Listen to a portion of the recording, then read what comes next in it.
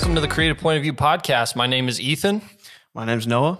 And we have a guest here today, Noah. Let's introduce our guest, man. Yeah, so we got Austin Neal here with us today, and Austin is just an all-around creative. He's an artist, a painter, poet, film photographer, and many more things. And so we just wanted to have him on to just, talk about what he does in his creative process and his journey. So yeah, we're super glad to have you on, dude. I mean, thank you, guys. I'm glad to know you. So unfortunately, Marquis couldn't be with us this week, but we'll have him back on soon. So let's talk about it. Austin, introduce yourself. Yeah, I always hate this question because I don't know how to introduce myself the right way. But yeah, I'm Austin, artist, servant of God, in Des Moines. Do a lot of things. I'm not, I don't know. I talked about it last podcast with my guy Phoenix, and I'm not a master of none, but I do a lot of things I feel like I'm pretty good at.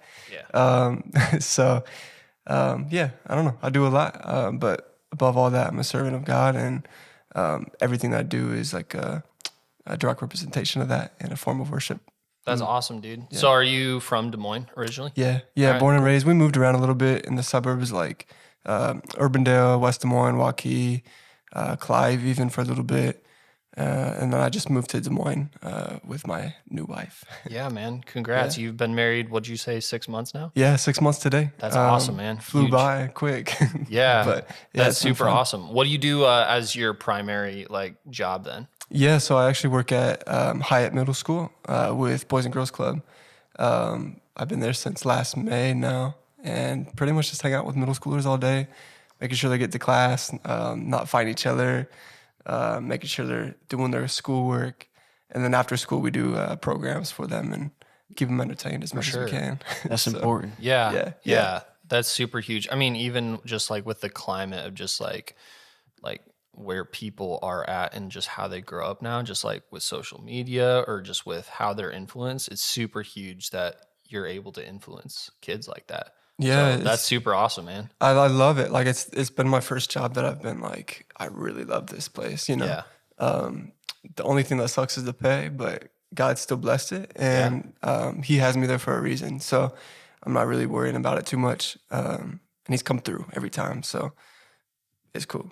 Yeah. So what spurred you to either get into that, apply? Is that something you were passionate about, or where'd this come from? For my primary job, I don't know. I guess I've always had a heart for people that were different from me, at least on the outside. I don't know. And to be honest, I wasn't really trying to apply to get a job because the 3 years leading up to that, late 2019, I quit my full-time job. Was making good money and felt like God was calling me to do my art full-time. And so I did that for 3 years and struggled, and we could talk about that. But so it's kind of a last okay, we just got engaged. I need to make something happen because the art thing is not really happening right now, not yet at least. And God was like, try applying for some things, And so I applied for a few things, and but this was the one that kind of stuck out to me the most. And I walked into a lot of interviews, and almost right away it was like, yeah, I shouldn't be here. I felt like that discernment was heavy on me, and I'm like, yeah, I'm saying it. The pay's nice, everything's nice, but I'm gonna be miserable because I've been there before. I'm familiar with what it looks like, what it smells like. But walking into this interview, I was confident. I'm like, yeah, I feel like God needs me to be here right now. Got the job when we literally just got engaged last April. And so I got the phone call like, hey, you got the job, whatever. Started May, and it's been a lot of fun since then. So I don't know. I've served at our church for about 5.5 years now. with kids about 13 to 18 years old. And these kids, struggle with a myriad of things like, I don't know, like alcohol, smoking weed, porn. I mean, fill in the blank. They struggle with whatever. So serving with these kids, I just preached yesterday, so I'm like, this is very fresh on my mind. Leading up into this moment that I've gotten this job, I felt like it was a season of preparation. And again, going back to that last 3 years, I felt God had me in the wilderness. And I'm like, God, why do you have me here? You know what I mean? And I heard him speak it to me so clearly was, I brought you out to the wilderness so that you could better hear my voice, better hear my whisper. I'm like, oh, okay. So then it clicked. And I'm like, oh, okay, but now I know how to discern better. And now I know how to hear from you instead of the enemy, because if I'm not in my scripture, if I'm not spending that time with him, his voice is going to become Satan's voice. It's going to sound like God, but is it really God? It sounds good, but it's not God. And so I felt like he was speaking to me in that moment of, I need you to be here now. I prepared you. You prepared yourself. You've put in the practice. You put in the work. And now we're here. And now, again, you're familiar with how it looks. You're familiar with these conversations that you got to have. You're familiar with how it looks, tastes, smells, all the things, all the senses. And so when I stepped in that place, I stepped into a place of confidence, that for me, stepping into that place, the school they got 30% of this. So we funnel into East High School. They got 30% of the kids that don't graduate. I mean, they do graduate. 30% of the class graduates. Oh, wow. One of the most impoverished schools, one of the most diverse schools. And so stepping into a place of I'm now the minority, I felt so at home. And I went to Waukee, I graduated with a group of 700 kids. I hardly knew their names, you know what I mean? And we all looked the same. And so stepping into this place with that type of confidence really solidified my purpose there. And yeah, it's been a lot of fun since then. That's super cool, man. What would you say is like the thing that drives you to, that is your passion at your job? Like outside of your job, we'll get into everything you do creatively, but Sure. What's something that just you feel that you're called to do, but also that you're just really passionate about within your job? Honestly, it's I'm stepping into a place every single day. Stepping into a place that says God's not real, God doesn't exist. And so I kind of almost make it a point not to shove it down anybody's throat or be grandiose about it, but they know what I'm about. You know what I mean? They know that I know scripture. They know that I know who God is. They know that I pray and that I talk to him and all that. And so honestly, all it is to show who Jesus is to some of these kids for the very first time. And I think that's really my sole purpose there right now. It's been a really heavy last few weeks, but and I'm getting filled back up recently, thank God. But we had that shooting that happened probably no more than 3 weeks ago, if I'm wrong. So that the day that it happened, the next day I had a student tell me they were thinking about suicide, and then literally the day after that, I had another student thinking about killing themselves. And these are 12 and 13-year-olds, you know what I mean? When I was 12 and 13, I was worrying about what type of baseball cards I was collecting, not big problems, you know what I mean? Yeah.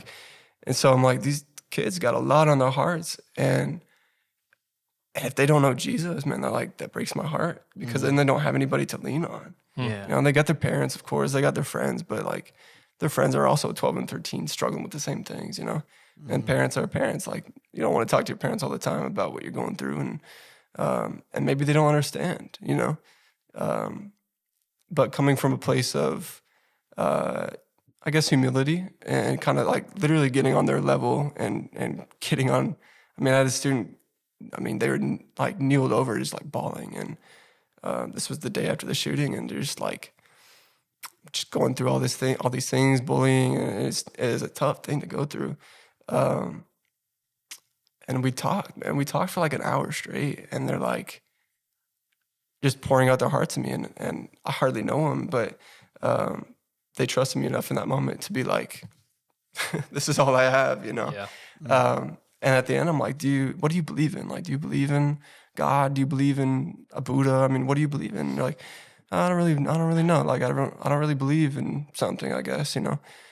So I'm like, is it cool if I pray for you? And they're like, sure, I guess. It probably couldn't hurt, you know? And I'm like, I'm going to take that as a victory, you know? Planting those seeds goes a long way. And it's really cool. My favorite part of this job is I'm getting to be content being the sower. And I might never ever get to see these kids flourish and become millionaires and NBA stars and doctors and lawyers and artists. I mean, I might never ever see that, but I have to be content with just sowing the seed and sowing the seed and sowing the seed, and that it falls on good soil. And even if it doesn't the first time, I'm trying again. I'm going to try again and try again. But if I never see the harvest, I can't get discouraged in that because I'm content in being the sower. Yeah, dude, that's super cool, man. Like, as someone who also works like full time in ministry, both of us, like, Yeah. hearing someone who is a co-laborer that is doing life with people on their level like that is really encouraging. So that's really awesome, man. Also, super cool that you're passionate about it too, because I know, you know, I've seen all too many times people will. Obviously, it is a job and it's your income, but like some people are just like, this is just what I do because I have to. For sure. You know, so that's really awesome, man. I just had this conversation last night with my wife's family. You know, they're talking about different people got different jobs and you know, making all this kind of money, and they're like looking at me and they're like, "What do you want to do? Like, why don't you go be like an electrician and make 90 a year?" And I'm like, this all sounds good. You know what I mean? Like, it all sounds perfect. Of course I would do that if I was living in my flesh. Yeah. But like, if it's not attached to my purpose, I don't want any part of it. I already tried that. I was making almost 60 a year at 20 years old. Yeah. You know, I had no business to making that much money at that age. And God blessed me through that. And he humbled the heck out of me. I'll tell you that much. But I've seen it, you know what I mean? I've seen the other side. I've seen what I could buy. I've tasted and touched it all. And it doesn't satisfy. There's always, at the end of the day, there's always that craving for something more. And I took the 3 years off from a regular job, making hardly nothing, maybe $100 a week at that, living in my parents' basement. And that was the time that I became the closest with God. And so I'm forever grateful for that. But if it's not attached to my purpose, I keep their money. You know what I mean? I'll be content making this little $14.50 an hour, you know? So For sure. Man, that's awesome. Man, we could go on about that a long time. we could. Man, but dude, that's super cool, man. Thanks for, opening up and sharing about that. Noah, how about you kickstart some of these questions of just like, your art, you know? Yeah. Let's talk about that. I mean, as we mentioned, like, you do a lot of different things. So, like, I guess something that I kind of want to know is, like, how did you get into art originally? I don't know. I think a lot of things are considered art, right? Like, the way that we communicate can be often an art. I think I've always had an affection for the arts. I never thought I was ever good at it, though. Like, I remember in art class, I would try to be painting the still life, and they would never turn out how I wanted it to turn out. But I don't know. To be very honest, I make clothing as well, and I started that probably in 2013 now, probably like my sophomore junior year of high school. And that was like simply just screen printing T-shirts and all that, and completely ripping off other brands at PacSun, you know. But it was my own, you know, and that's how I try to market it. But I quickly began to see that everybody was kind of doing a similar thing. And so I'm like, I wonder how hard it is to really like actually construct and make the garment. And so I kind of self-taught from, you know, YouTube and what I remembered at home ec class, and figured it out. Like figured out how to hand stitch and hand sew garments together to construct a t-shirt or a sweatshirt or pants or whatever. So that was probably about 2014, 2015 when I graduated high school, and kind of stuck with that. And then up until 2020, I didn't really get into anything else. So when COVID hit, I quit my job 4 months before that, had like the next 6 months planned out with my fashion stuff. And then all that got postponed a couple of weeks, and then I got postponed a couple of years. So I wasn't sure like where to get fabric from. And I'm like, do I have to quarantine this package or like, I don't know, it's weird. But when I kind of transitioned from that and kind of just picked up things around the house, I had a bunch of paintbrushes and cardboard. And so I began to paint. And I started with these little like 2x2 portraits that I would paint I all the time. remember those. Yeah. It was a lot of fun because I'm like, these are actually turning out how I want it to turn out, you know? And I don't know, I kept going, I guess, with that. My dad had his own photography business in the 90s and early 2000s, and had a bunch of cameras laying around that he never used. So I kind of picked up one of his old film cameras and just began shooting, figuring it out. And the poetry just kind of came up to me during those 3 years again. Like I just had so much emotion, and I was talking to God all the time, and I'm like, I don't know how to get any of this out. So it's like, put it on some paper and see what it looks like, you know?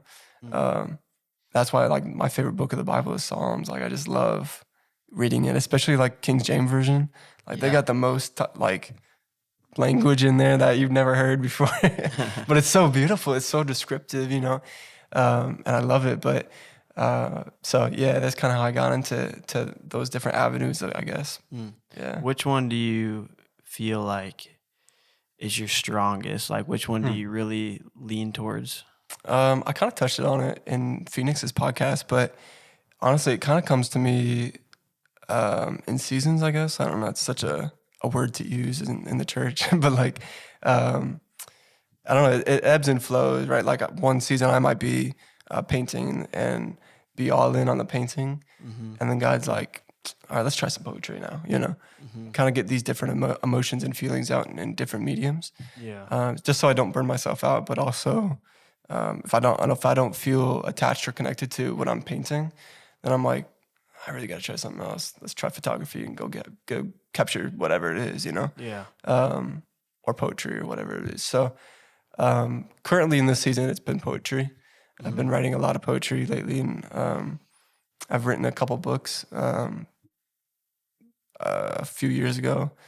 So I might do another one, but honestly, mainly what it is just conversations I'm having with God in my head all the time. Just scribbling it out.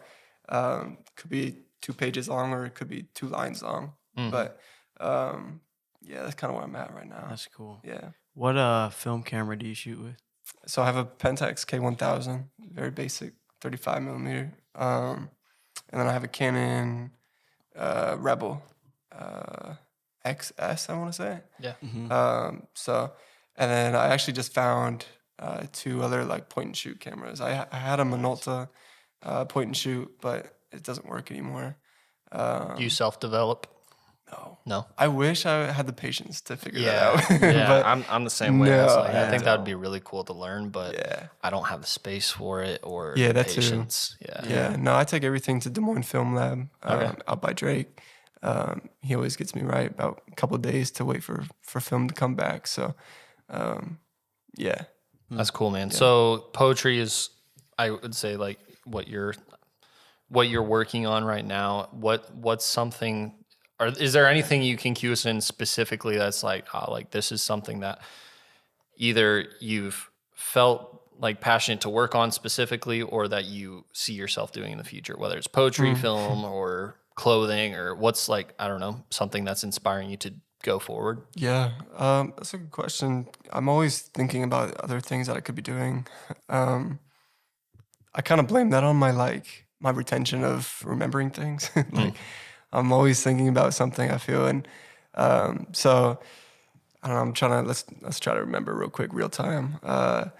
So I want to do. So this Friday coming up, I'm doing an art show at our church, Hope Elam, across from Drake University.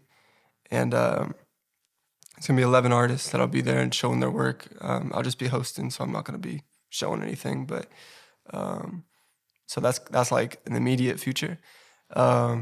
I think next on the docket, going down the list, is doing a fashion show. I did a fashion show in 2020 on the Women's Achievement Bridge downtown. We just recorded it because of COVID and all that, but that was a lot of fun to do. So I'm going to do something like that again, but this time with my stuff. So I've been working on this project called Worship Garments. Been thrifting a lot of t-shirts, pants. You're rocking it stuff right now. Like yeah, of course. Yeah, Shameless I was plug. like, I was just Dylan, who we're gonna have on the pod. Oh, yeah. He just posted something, and I was like, Yeah. who does this? So now I know. Yeah. Like, that's super dope, man. Thank you. Yeah. I Appreciate love that. Yeah. Yeah. So in the fashion world, this is kind of interesting because I just had a conversation with a girl who I think she graduated from Iowa State in like fashion and design and stuff like that. And I didn't realize, I don't know, like how influential a lot of like artists and just like, you know, different styles and stuff like that. So what would you say is your style whenever it comes to like designing fashion? With the fashion, I'm not really sure. And honestly, I've struggled with that a lot, especially starting like and continuing to do it by myself, quote unquote. I don't know if I really have a certain style. From the get-go, I really wanted to make things that people were going to be comfortable in, one, and two, that it was kind of like, it was unisex, so anybody could wear whatever they wanted to. But now it's kind of like transformed into more sustainable like fashion, I guess. Because I mean, I used to get fabric from like Africa and Europe and I think even China one time, like this type of silk that only you can get from China, I guess.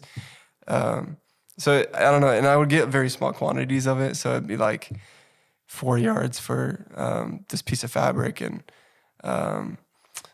they would put it on a plane, fly it all the way over here, put it on a UPS truck or whatever, then drop it off at my house. I'm like, I don't feel like that's the most sustainable process going through things, but Sure. so I've been kind of recycling garments and like t-shirts, jeans, a lot of denim lately. But yeah, kind of just buying bulk off eBay too has been cool to do, like for hats and stuff. So, but it's like I said, it's kind of like transforming into how can I show God in this? How can I do it in such a subtle way that like the shirts, like it says worship, like it doesn't say worship God or whatever, like it says worship, like you can worship whatever you want, but I know what the meaning is, you know. Like I don't know, I'm trying to think of another brand that's like kind of subtle with their designs, but people know what it's about. So I feel like that's kind of the avenue I'm kind of going towards, is subliminal praising God. Yeah, I feel like just that like vintage recycle thing is like a big thing right now Oh yeah, in the fashion. yeah. And What I- are some projects that you've done like in fashion that is like you mentioned that some are just not self-sustaining, but like, you know, whether you do one-on-one pieces or anything like that, what's something that is like, man, like I'm proud of this and I would really like to either not really like market it, but like be like, nah, like I would really like people to rock with this, or like, you know, something that you really proud of. Honestly, I think it's this collection I'm working on right now, Really? with the worship garments. I think I've done like 4 or 5 different collections, I guess, with the brand that I've had. It's either probably this one because it highlights God so much in it, and it's very evident to me. Like, I mean, it's really cool. Like as I'm creating things, I'm praising God and like praying over every piece and trying to be very intentional about it. But the collection I did previously back in 2019, yeah, there's the last one I've done. So it's been a little bit, but back in 2019, I did this collection called White Privilege, and you helped on the hoodies, and it's crazy how all of that worked and how God worked through that. But I had this collection. I'm like, I'm gonna name it something so controversial and it's like a hot topic or whatever. Just for the simple fact of raising those questions and like having those type of conversations with people that might never ever have that conversation. And so I'm doing this collection. I was trying to be very intentional about it and very I want to say careful, but I wanted to make sure I was doing it the right way. I don't know, for lack of better words, but and so I made about, I think 6 or 7 pieces for it. So it was a very limited quantity of the things I was making, but it wasn't ready to wear. It was just like, you ordered it, I would make it, give me 2 weeks to make it, and then I'll send it to you, type of thing. So it's very handmade still, but and I'm still the only person working on it. So I'm like, I don't have the manpower yet for all that, but that's been the collection I've been most proud of, simply for the fact of the questions that came from it. And honestly, it was a lot of questions from the, like, not even people I knew. Like, it was always people that, how am I trying to say this? I have friends, and then it would be their friends that would be asking these questions because they would see it on social media or whatever, and they're like, "Hey, what's your guy doing over here? Like, what's this white privilege thing?" I had one of them who was like, "Man, we don't have privilege. Like, we all have privilege under the name of God." And I'm like, "Okay, hold on now. That is true. Yes, we do have privilege with God's name under us and over us and all that. But let's take it a little step further." Because now, like, in the climate that we're in culturally, I could drive and be followed by a cop and feel okay about it. I have nothing to worry about, simply for the fact because I'm white. I'm a straight white dude in America. I have nothing to worry about, like, for real. Of course, I got my little struggles and all that, but culturally and economically, I'm good. I don't, for real. And so I've recognized that at a pretty early age, to be honest. And it was like, okay, how can I use the privilege that I've been given now to, I don't know, like, stand in place of the people that aren't heard all the time or even seen all the time, And so I'm like, the best way I know how to do that is to create something. And in that time, it was only fashion. So I'm going to create a collection, call it White Privilege, and then take it another step further. Make these hoodies. It's a white hoodie. It says privilege on the front. Then it's got a poem on the back that I wrote. And Noah, you were intricate in that whole design of that. I remember I was sitting in my math class in college, and I was texting you and not even paying attention to the class because I was just like, oh, Austin's texting me, so business Business as usual. Business moves. But yeah, I think that collection, like, it ties in poetry to what you do, and then also you're talking about subliminal messages, which I think, like, that approach to things, it makes it like it kind of evokes like a question in people's minds, right? Instead of like scaring them off, right? And so, like, worship garments, as you explained, is very subliminal. Yeah. But also that collection, White Privilege, was as well. Just because, like, the hoodie itself was white and then it just said privilege. Yeah. And it didn't even say white privilege, but it says it through the, between the lines. Yeah. And the crazy part, like, where I saw God moving the most, and that was, I mean, it wasn't even probably a year later, maybe a little bit after a year later, that everything with George Floyd happened. And like, of course, I didn't see that coming, but the coolest part for me was we went to one of the rallies, a group of friends and I did, and we all wore our hoodies, and I had people coming up to all of us and asking us, like, what are you talking about, like, white privilege, like, what does that really mean? And they would read the poem on the back, and I don't know, I'm gonna try to remember the poem, but one of the lines in the poem says, "I'll help you paddle across this unforgiving sea," and this unforgiving sea being this world, you know what I mean? Like, I don't know. It's such a different world for people that look different than us, and it shouldn't have to be, but that's the way it is. And so, using my white privilege or privilege, whatever you want to call it, I'm gonna help you get there. I'm gonna help you paddle, and you're not in this boat by yourself, you know. And so like they would read that and like, oh, I get it now. And then I had a friend of mine wearing it at a bar, and somebody was asking. They talked for like an hour straight about it, and so like that was the point, you know, not for acclaim, not for me to sell out 300 hoodies, you know what I mean? Like I never wanted to get to that point, but I mean, the only thing I had, the only driving force behind it was to evoke these questions and to get people talking about it, because it's not a foreign concept, but it is to some people.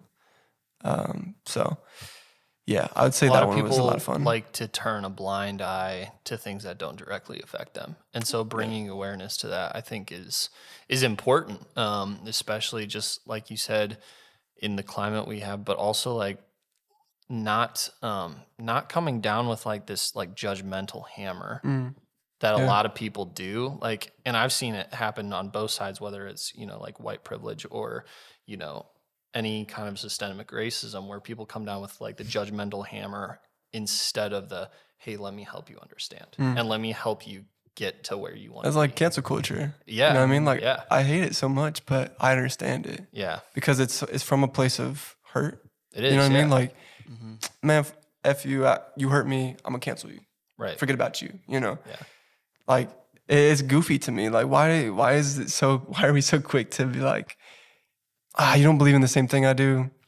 Canceled. You know what I mean? Like, I don't know about y'all, but I don't want to be in a room that full of people that believe in the same thing as I do. You know what I mean? Like, I've heard the quote saying like, if the circle that you run with is like all believes and thinks the same as you're in the wrong circle. You got to get out. You got to not necessarily make your circle bigger, but just like, you know, some people like to think of it as like just a fence with no gate. And if you're all inside that pen with no way out, then only what's inside is going to affect you. Nothing from the outside is going to affect you. And if it does, then you're always going to fight to get it out rather than allow it to come in and inspire and change who you are on the inside.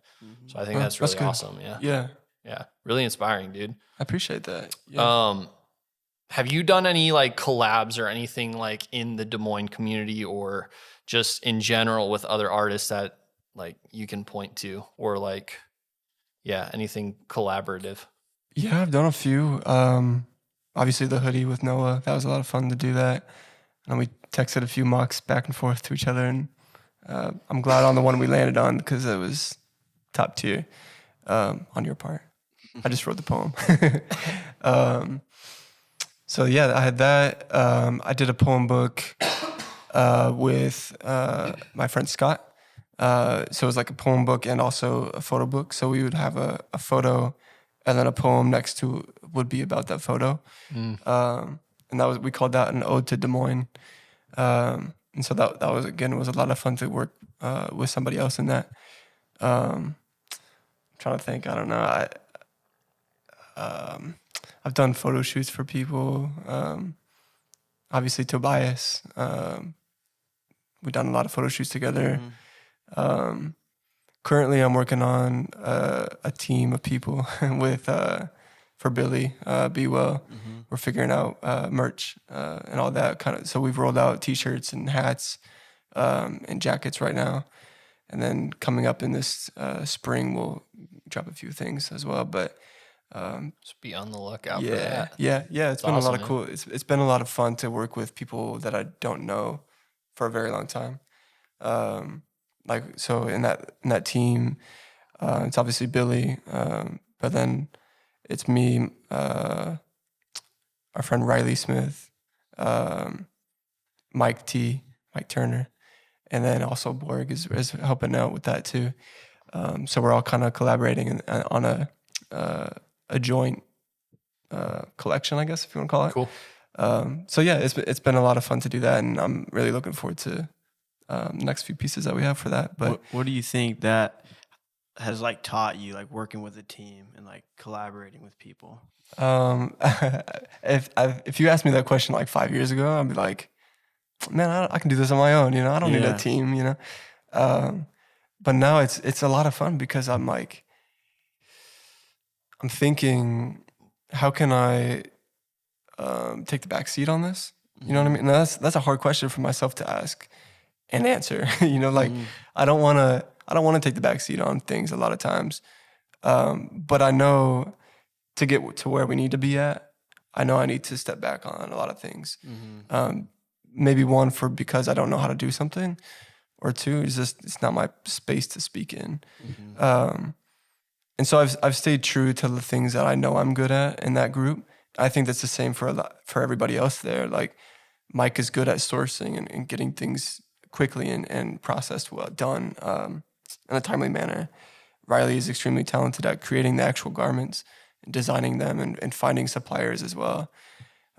Myself, I'm very good at trying to figure out like handmade pieces. So we're working on probably a run of like 5 to 7 different jackets that'll all be different one of ones, but custom to the album release that he had, and himself as an artist. And then we're also doing gardening gloves, and they got patches on them. And so I'll be stitching all those together. But so yeah, I kind of just stick to what I know I'm doing really well at. Yeah. Because I want to give excellence. You know what I mean? Like I don't want to give mediocrity. Yeah. Because I think it goes back to like kingdom. Like he calls us to bring forth our excellence and our excellent praise. Yeah. And working in that team, I'm like, I don't know how y'all doing the sourcing stuff.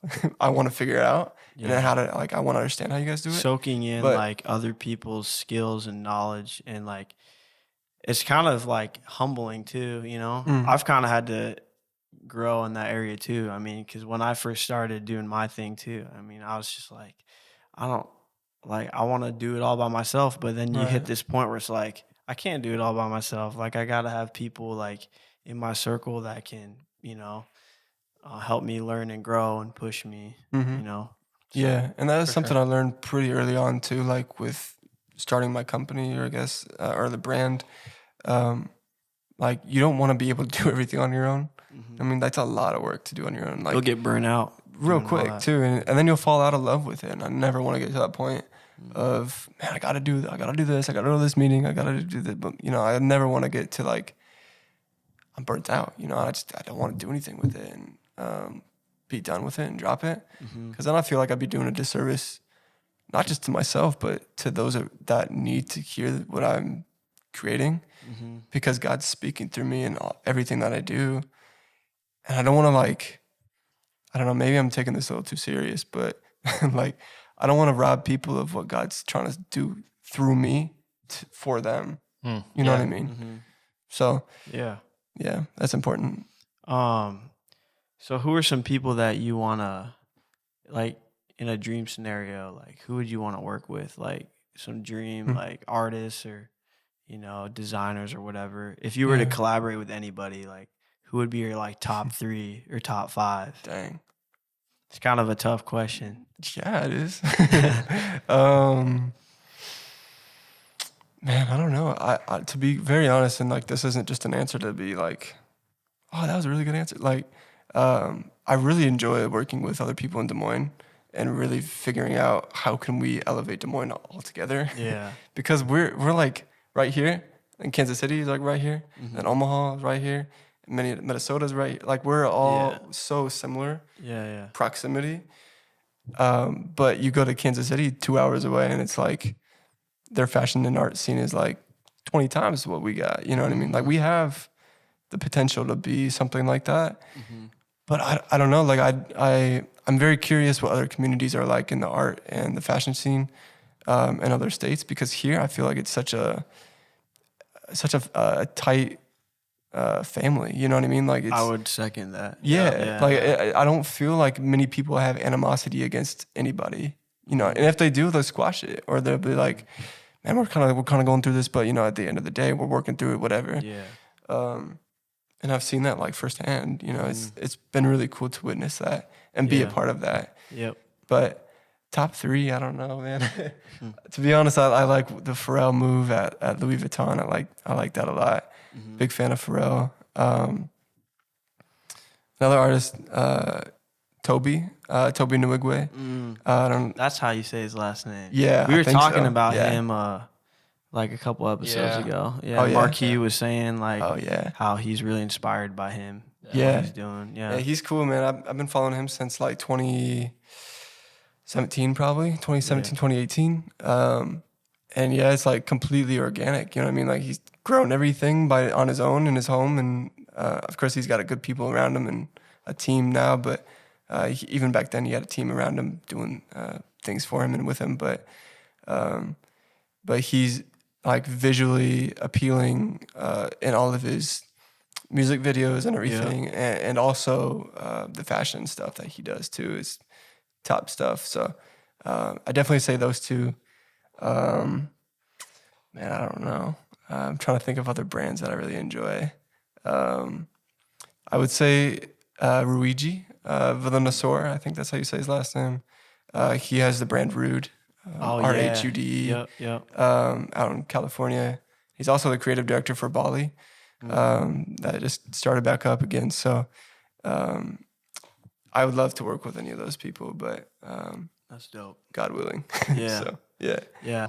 We were talking about just like networking and like Des Moines and how everybody wants to see Des Moines succeed and grow. And like I really do feel that because like everyone, you described it kind of as like a family. Yeah. And like I really like see that because, you know, it's crazy like the people that we have on the podcast like know so and so who knows you, who knows, you know, and it's like everybody knows each other, everybody's rooting for each other. And so like what is the importance of like networking to you, and just like how does that, I guess, inspire you and like help you in what you do?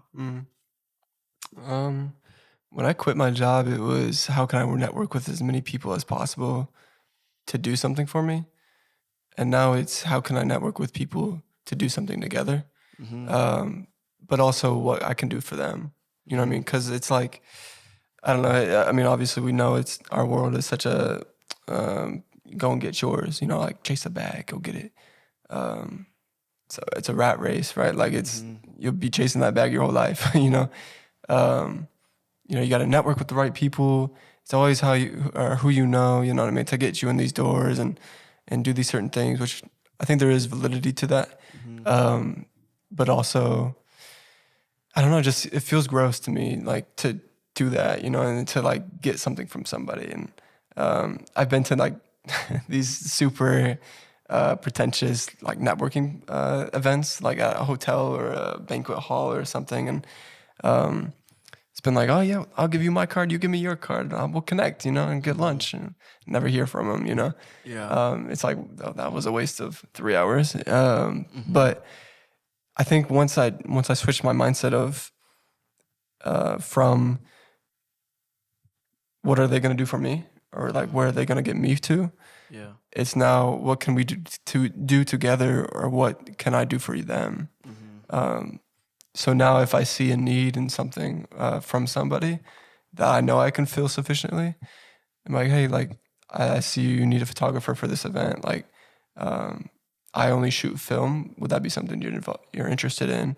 If not, I know boom, boom, boom, boom, boom, all these other people that do digital and film and also video. You know what I mean? So it's like I can network with them, but I don't need to be working with them at the end of the day. Yeah. So really, it goes back to that. How can I bring up the community of Des Moines, all these other creatives around the town? I don't need to be getting mine all the time. You know, I don't need to be. Well, I'm a good photographer. I needed that job. You know, like I need the money. I need to pay my bills. I'm like, well, so does everybody else. You know what I mean? Like everybody else is trying to get theirs as well. Why won't you try to help that? You know, so I don't know. I don't want to be a selfish creative. Yeah. So, and I feel like I see that even tying back to the beginning of our conversation when you're just talking about like investing in like the youth where you're at Mm-hmm. currently, you know, where you're working. Like that mindset, I see that translating to like those other areas of your life too. Oh yeah, it's humbling. You know what I mean? Like these kids will humble you real quick. If you're wearing something goofy or whatever, they'll be real quick to Yeah. like, Yeah. what are you wearing? Like, I Yeah. got these pink shoes on, man, and they're like, what are you wearing? You have no business wearing They those. used to say, "What are those?" I don't know if that's a thing anymore. Oh, they still do that? Yeah, trust Yeah. that. And then if you get a haircut, they're slapping the back of your head real quick too. Yeah. Oh man. I'm like, man, whatever. But it's fun because like I said, like they'll humble you, but it builds that relationship. It's so fun building these relationships. Like I don't know, it's cool the way that God's working in that because we were honored. A few of my friends and I were honored to go to the funeral for the two kids that passed away with the shooting, and as heavy as it was, the whole time that we were there, like we were praying, we were speaking in tongues, just praying over the place. Like it was a lot of tension, and like even before people were there, it was pressure, right? Like before it starts to rain, like it's nice and warm and it's cool. It's a little cool breeze, you know, but that heat rises and then it starts to rain. It just pour. So it was like that middle ground of feel something's here, like this tension is here. As much as God is in this place, the enemy is also here. I don't believe that they can dwell in the same place, but I feel like they can operate in the same space, if that makes sense. Like where God dwells, the enemy cannot dwell as well. But where God is operating in, he's going to let the enemy operate. And I think that's where discernment comes in too. Like you got to be A1 on your discernment. Otherwise what the enemy's telling you, it's going to be sounding like God. And you're like, oh yeah, God's in this place. God told me to go get this $100,000 job a year, or $100,000 salary a year. And like, nah, he didn't tell you that. You know, that was the enemy. Like what you struggle with over here, it's still over here. And you haven't done the work to get through that yet. It's still here. Like you struggle with that lust over here. Let me give you $40,000 more and see how you do with that lust. Going to the strip club every night, you know, watching porn every night, whatever. So it was very tension heavy in that place beforehand. And then everybody came in and we're praying and speaking in tongues and all these things. And the word that just kept ringing through my mind was victory. And I'm like, what are you talking about, God? Like victory in this place? Like there's two kids over here, caskets open. What are you talking about, victory? You know? And so I'm talking with God in that moment, and they're going through the procession and everything. And I don't know, he spoke to me like, he's like, even though this thing has happened, even though I allowed this thing to happen, that the enemy dwells and takes dominion in our world. Music, TV, social media, whatever. He has dominion in these places. But he doesn't rule over the world. He's not the one that created you. Don't forget that. So even though that he's done these things, God's allowed this to happen, it's still going to work in his favor. It's still going to work in the favor of the people that are there. And so this word victory kept coming up. And even though that now they don't have to hurt anymore, they don't have to go through these things anymore. The family is still grieving. The family is still hurting, of course, but victory is still yours. You know, you remain victorious in this. And it was wild. But the next step past that was, I don't know, just during the whole thing, there was a lot of tension. And but the coolest, and I think where God moved, where I saw it, where it was so evident, was I had 5 of my students that were there. They were all cousins with one of the kids that passed away. And I'm up front, like with a few of my friends, and we're just there to pray over the place and pray with people. The pastor that did it used to be the pastor at our church, and he really just did an altar call. You know, he's like y'all know where we're at. You know, y'all know what we're here for. And pretty much it's like, if you want to give your life to God, now's the time.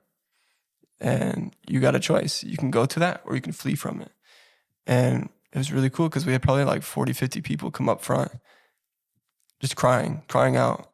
Not really, maybe not even understanding, like, it's God I need, but they were there. And then they were being prayed over. And I know God's going to work through that and work through those communities and work through those families. But an image I'll never forget is I had one of my students, man. They were, I was here and the casket was in between us and he was on the other side and just staring at his cousin. And he's staring at him, man. And he's like, he didn't say a word. And so I reached over and touched his head. I'm like, hey, I love you. And I don't know how many times he's heard that, but he was like, what are you talking about? You love me, like kind of that, I don't know, you like that kind of look, but we see each other every day. We talk to each other every day. And so I don't know, it was really important to me to say that, even though like we don't have that strong of a relationship. I don't know if he's ever heard of that, And so now I have that relationship with him where I can minister to him and see him in the hallways every single day. Saw him last Friday and like, we finally we were just by ourselves and we were eating and I'm like, hey, how are you doing with everything? And he's like, man, I don't know, like just defeated. And I'm like, well, just know, man, like what I said was true. It's still true. I'm here with y'all. And the other students were like, why were you there? Like, we saw you. Like, why were you there? I'm like, I was just there. I was praying for people. I was asked to be there. Just praying over the place. And, but most importantly, I think, is just to be there with y'all. Because that's the community. You know what I mean? Like, I ride my bike to work. I see these kids every day. Just being kids, but they get caught up somewhere along the way of either drugs or gangs or whatever it is. And so that's why I take my purpose so serious in that space. Because if I can shed the smallest, skinniest sliver of who God is, job well done. Mm-hmm. You know what I mean? And I take my hands off it. I keep sowing and sowing and sowing, praying for them, telling them scripture. A kid last summer is like talking about the disciples and when John baptized Jesus.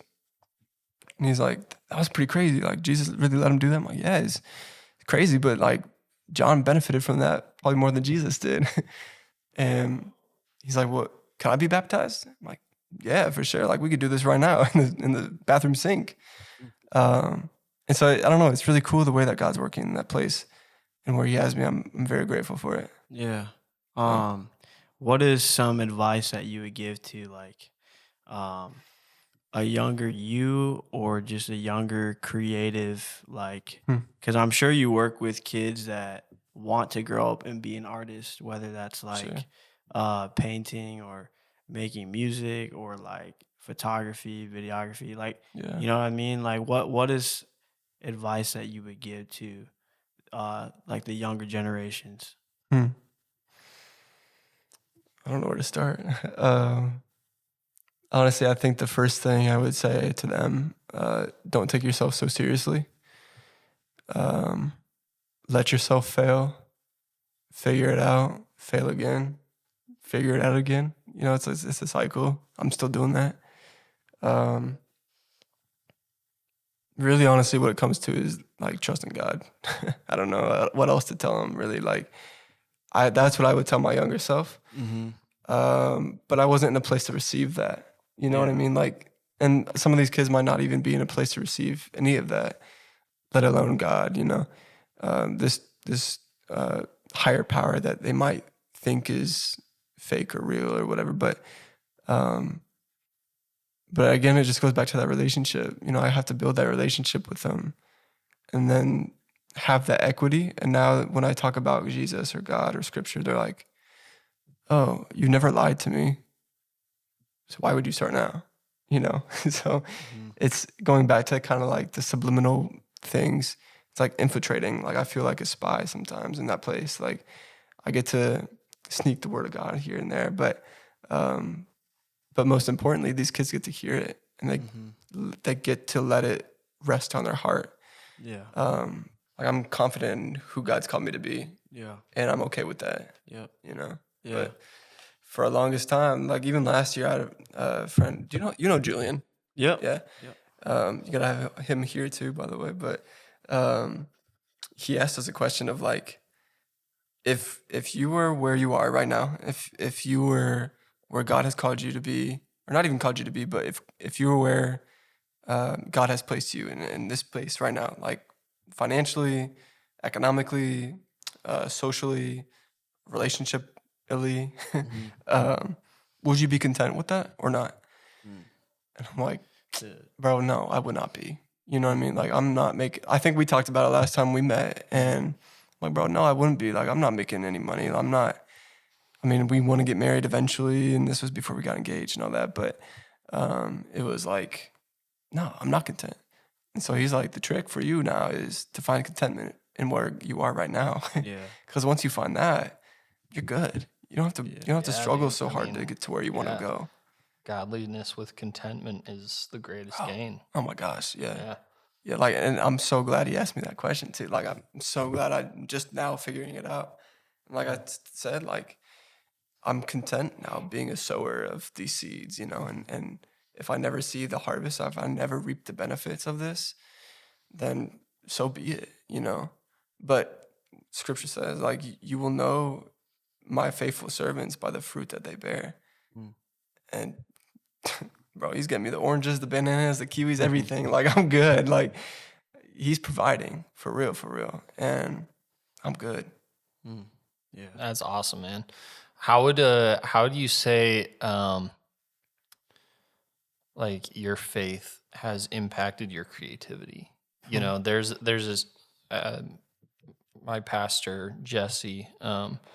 He one of his sayings that he says quite a bit is like, we're created to be creative, and I think that's, you know, inherently true, because in us, I think there's always been just some element of creativity in just our DNA, Yeah. and that's like God inspired. So how do you say like your faith inspires your creativity?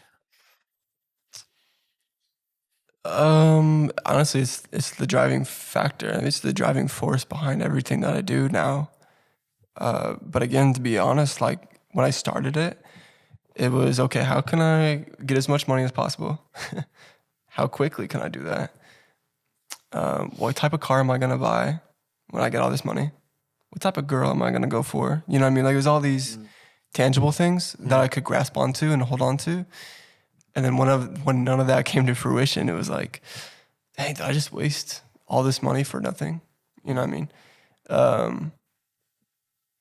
But yeah, that's the driving force behind what I do now. Is like, if I'm creating anything, if I'm doing anything, it's simply to give glory back to God.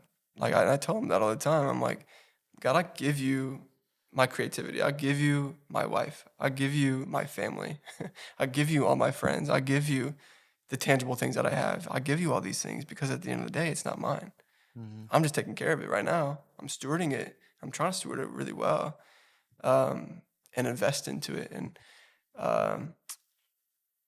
yeah, I'll go this way. So, like, we know the story of the talents, right?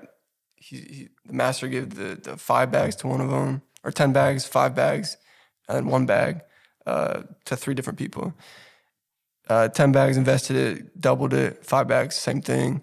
I don't know if I got the numbers right, so don't quote me on that. No, I think you're right. We could dig into that a little bit. But and then the one that had the 1 bag buried it. And I'm thinking of this, and I love how God spoke to me through this. It was like, when you bury your gifts that I've given you into this world, Whoa, dude.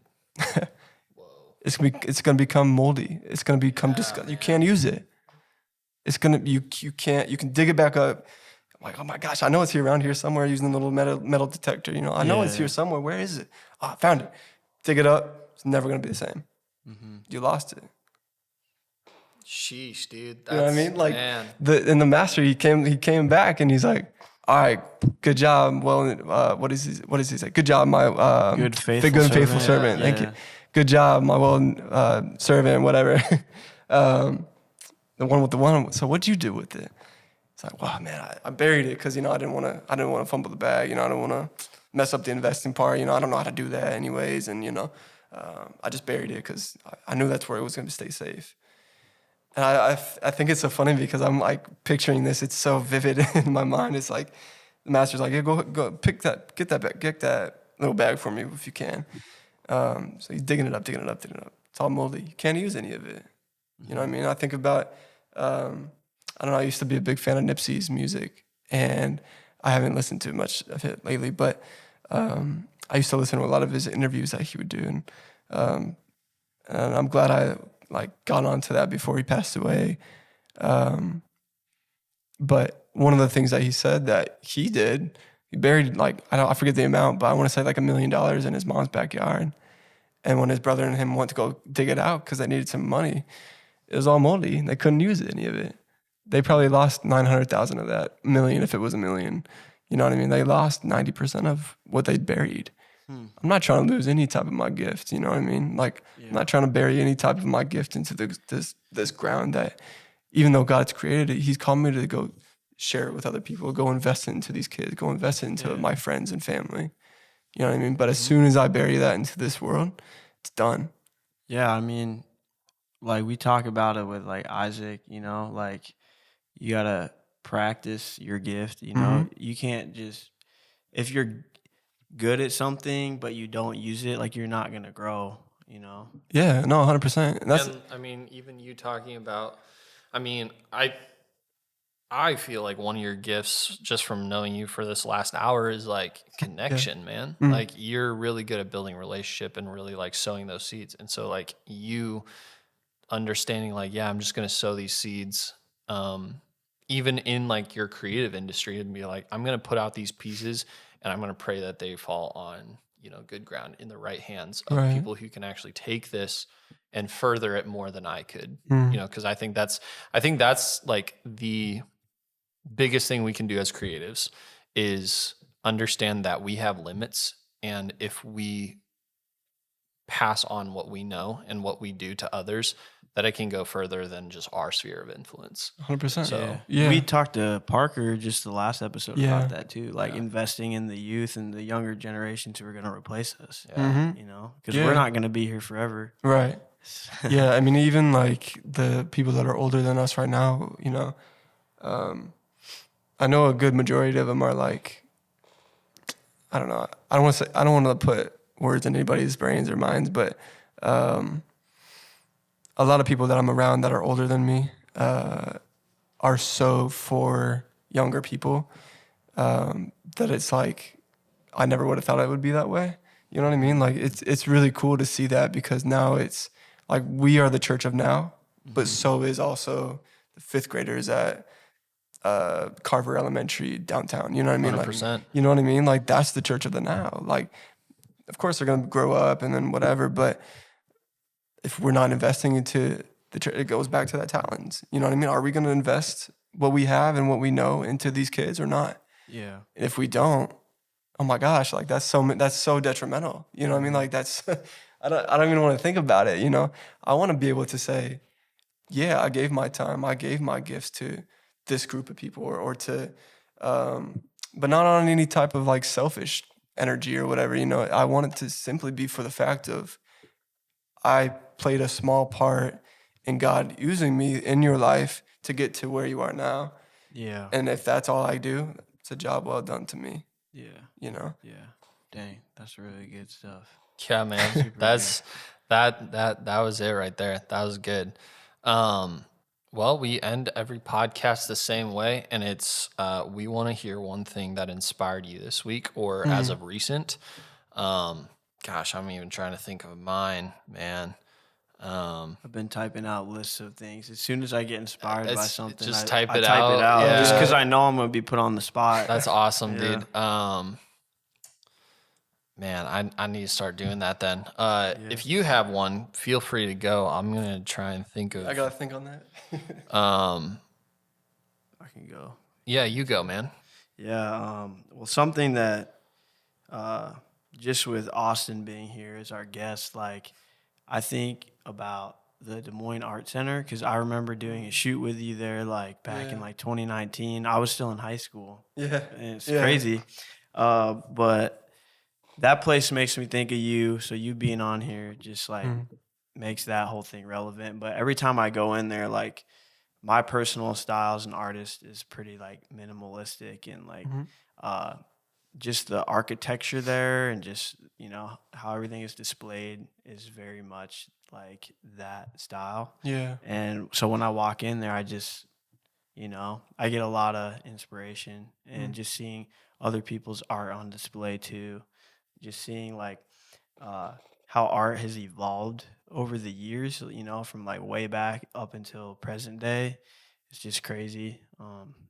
Yeah, everything from just the architecture to the pieces up on the walls is just cool, man. So the art center, check it It's out. awesome, man. That's a good one. I was just a part of a shoot there, and I just kind of wandered for a little bit beforehand, and it's super dope. And honestly, like that's one of my favorite things to do when I travel to like a different city. It's like go to their art center. Yeah, Because there's always like cool stuff, you know. That's true. yeah. I mean, somewhere out there's like, you know, 3 dudes like us, you know, in Minneapolis or somewhere else, and it's like their stories aren't told. So Hopefully one day we can start traveling, take this podcast on the road. That'd be cool. that'd be crazy. Yeah. I'll go next. I just had a thought, but it's kind of more sentimental. But like something that really inspired me this week was twofold. My family. I'm really close with my family. They mean a lot to me. And I was supposed to go home on this weekend. Home is the Quad Cities.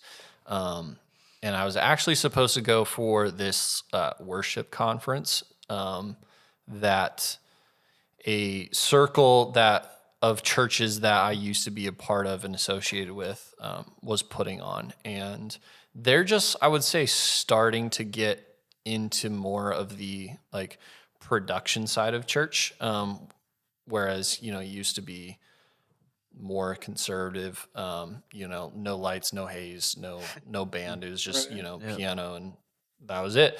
But to see where they're coming from, and also something that it was a verse that I just felt like was on my heart whenever I was actually talking to the guy who's running the conference, because I wasn't supposed to speak or anything, or I wasn't supposed to really be involved, but I was supposed to capture some content for him and also like just give some inspiration and some insight to like what they can do with their stage layout. And all these people that are part of this conference were like, you know, quite a bit older. The one running it, I think he's in his mid-30s, around my brother's age, but everyone else was quite older.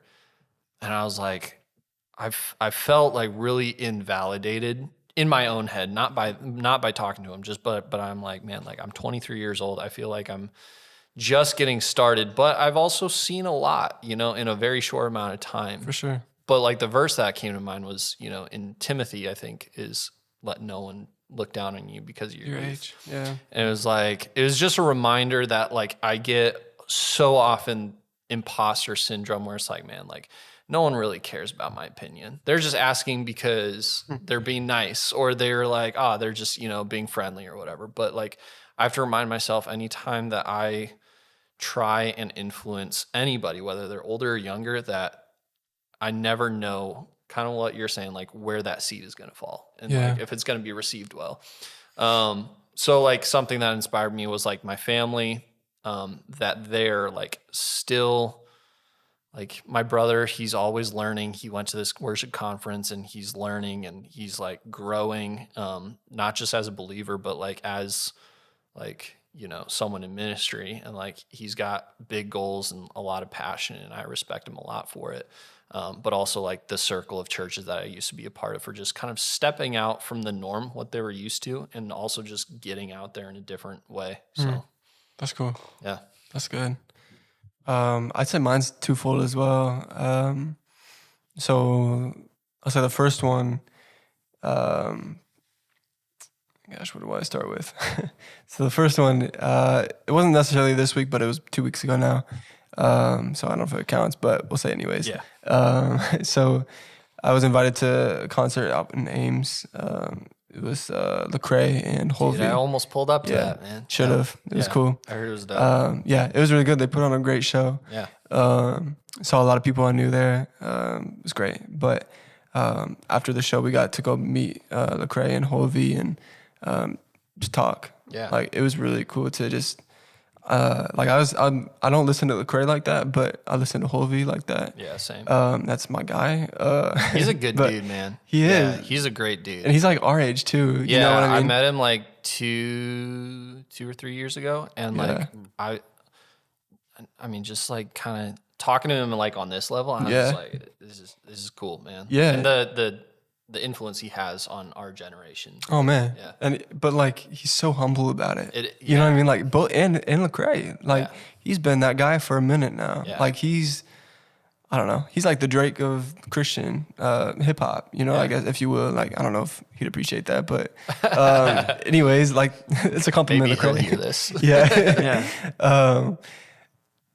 But like to talk to him for 45 minutes, you know what I mean? Like it was really cool to be like conversing how we are now. And like they didn't get paid extra for that. They took pictures with everybody there, signed some autographs if they wanted autographs. You know, it was really cool. But I told Lecrae, and I'm like, man, to be honest, I don't really listen to your music like that. Like I listened to Church Clothes, all the Church Clothes that came out. The one that hit me the most was Church Clothes 4. He just dropped, and he's got a song on there called Deconstruction, and went through that little deconstruction myself, and my wife went through it at kind of the same time. So he put a lot of words that were in my mind in a song, and I'm like, that's it. And he's got one of the lines in it. It's probably my favorite in a song right now, but he said, I was on that road to Damascus. God knocked me off the mule before I hit the casket. And I'm like, oh, that's tough. You know what I mean? Like, because he will knock you off that little high horse that you got, you know, Man, before isn't you that kill the yourself truth? doing that. Yeah. bro. Yeah. I was having a conversation with some of my pastors this week about like a really personal situation that happened, and we're not going to get into that, but dude, some of the things that like God puts us through just to remind us like, hey, sometimes I'm like, you're going through this because I'm saving you from yourself, or I'm saving you from something that you're like, you're right on the edge. And maybe you made a bad decision, but this bad decision isn't going to be as on scale as something else. And he's saving you from that. 100%. But, yeah. That's good, man. Because like, I'd be thinking about that a lot. Like, God, why am I going through this? And he's like, I don't know. You know what I mean? Like, maybe it's because I'm trying to save you from yourself. Or that verse in John where it's like, you don't understand what I'm doing now. Yeah. But later you'll see. You'll see it. Yeah. I think it's funny. Like I don't know. I think about that a lot. I don't know what I'm trying to say, but and honestly, maybe, and I thought about it too. Like, God, maybe you do have a purpose for everything that I'm going through, or that you put me through, or whatever. But maybe it's just to simply go through it. You know what I mean, and experience that situation or the issue and whatever it is. And maybe it's not necessarily for a reason or a purpose, but other than to just go through it. You know. But yeah, that's what's up. And then the second person I'd say, it's actually one of the kids at the school. We had a huge fight it's on Valentine's Day, of course. So the 14th, had a huge fight between two sets of sisters, and we were breaking it up and everything. And one of the sisters, she used to struggle with like anger issues real bad, and so she like immediately removed herself and was like, I'm not getting any type of trouble. I'm not getting suspended. I like coming here. I'm not trying to fight anybody. And that's what I'm on. You know what I mean? I'm like, dang, I got to do that more often. You know what I mean? Like, man. I'm not trying to like fight anybody, but I'm like, I see myself getting angry a lot quicker. And I wouldn't say necessarily like lashing out, but I don't know. I got anger issues sometimes. And when some things don't happen the way I wanted to, or things out of my control happen, and I'm like, why am I getting angry at this? You know what I mean? But she taught me a lot of take some deep breaths. You know, it's like what we tell the kids to do. Take some deep breaths, sit yourself down, think about what you want to do, and then do it. You know what I mean? Like in a positive manner.